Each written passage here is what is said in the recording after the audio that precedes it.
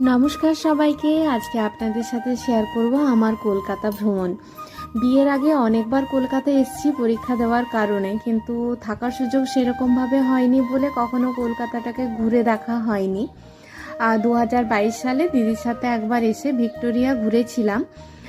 জায়গাটা বেশ ভালো লেগেছিল আমার।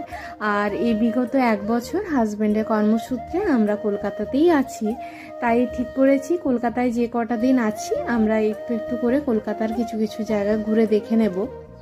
কারণ নয়তো পরে আফসোস হবে কলকাতার এত কাছে থেকেও আমরা জায়গাগুলো ঘুরে দেখতে পারলাম না। আর আজকে সন্ধ্যাবেলায় তাই চলে গেছিলাম বাগবাজার ঘাট। আমার তো জায়গাটা খুবই ভালো লেগেছে, খুব সুন্দর একটা সন্ধে কাটিয়েছি আমরা এখানে। আর আমরা আসার সময় এসছিলাম লঞ্চে, আর ফেরার সময় যেহেতু রাত হয়ে গেছিলো, ফেরিঘাট বন্ধ হয়ে গেছিলো, তাই আমরা ফিরেছিলাম মেট্রোতে। যাই হোক, আজকের মতো টাটা।